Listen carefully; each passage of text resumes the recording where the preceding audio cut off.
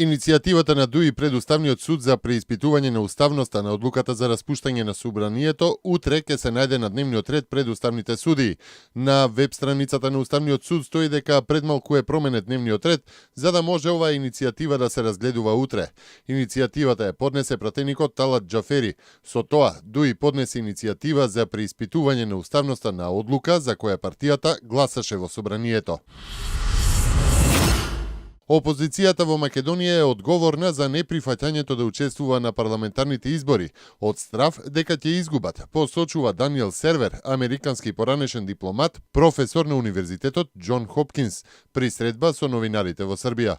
Според него, владеачката партија ВМРО ДПМН ја има поддршката од мнозинството од населението во Македонија.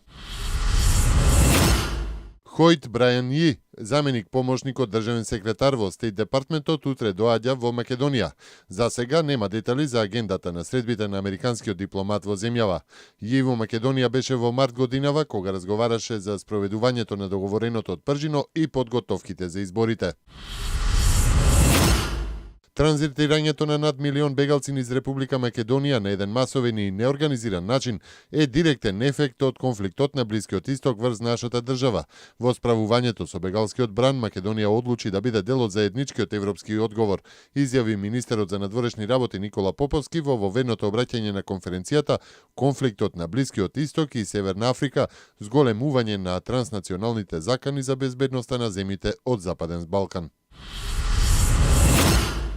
Масовни депортации од Македонија. За 2 месеци Македонија во Грција вратила 11.800 бегалци. Македонија спречивме влез на повеќе од 11.800 бегалци од Грција. Се само од некои од насловите во грчките медиуми кои денеска пренесуваат текст од сервисот на македонски јазик на турската новинска агенција Анадолија.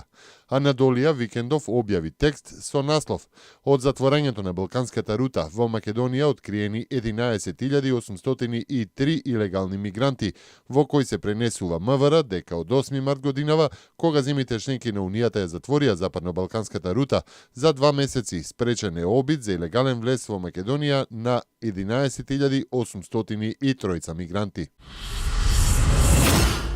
Шефот на германската разузнавачка агенција тврди дека групата Исламска држава претвора деца во оружје, кое што би можело да биде употребено за напади во западниот свет. Властите идентификувале деца на возраст од 13 години кои ја напуштиле територијата под контрола на ИСИС и кои се подготвени за напади во Германија. Некои од нив се донесени од Сирија и Ирак од нивните родители, кои што се под влијание на Исламската држава, а други се радикализирани преку интернет. Во февруари во Хановер германски полицаец беше нападнат со нож од страна на 15-годишно девојче кое било индокринирано од пропагандата на Исламската држава. Според германските закони не е дозволено надгледување на луѓе под 16 годишна возраст, а децата не сносат никаква одговорност за своите дела направени под 14 годишна старост.